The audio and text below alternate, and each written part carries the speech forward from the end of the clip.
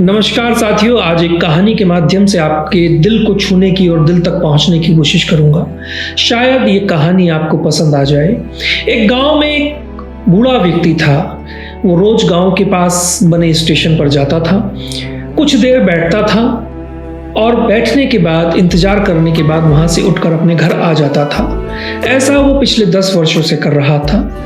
उसी स्टेशन पर एक दूसरा व्यक्ति जिसकी दुकान थी, वो उसे रोज ऐसा करते हुए देखता था। एक दिन जिज्ञासावश उसने उस बूढ़े व्यक्ति से पूछा कि बाबा, आप यहाँ पर पिछले 10 वर्षों से आते हैं, थोड़ी देर बैठते हैं, कुछ ट्रेनों का आना जाना देखते हैं और उसके बाद आप अपने घर चले जाते हैं।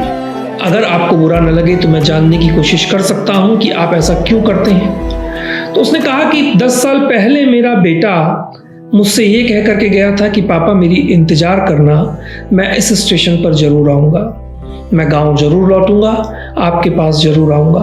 तो उसी उम्मीद में मैं रोज आता हूँ, रोज उसकी प्रतीक्षा करता हूँ। जिस ट्रेन से वो गया था उसी ट्रेन से वापसी के समय पर आकर के उसका वेट करके उस ट्रेन को आता जाता देख करके मैं निराश होकर के लौट जाता हूँ। लेकिन अगले दिन फिर उठता हूँ और इसी उम्मीद के साथ उठता हूँ कि मेरा बेटा मुझसे वादा करके गया है तो लौटेगा जरूर।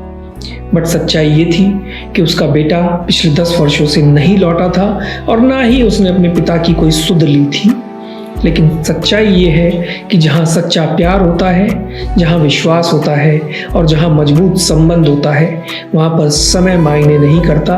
वहाँ पर मायने रखता है तो सिर्फ और सिर्फ एक विश्वास कि आपने जो वादा किया वो पूरा होगा।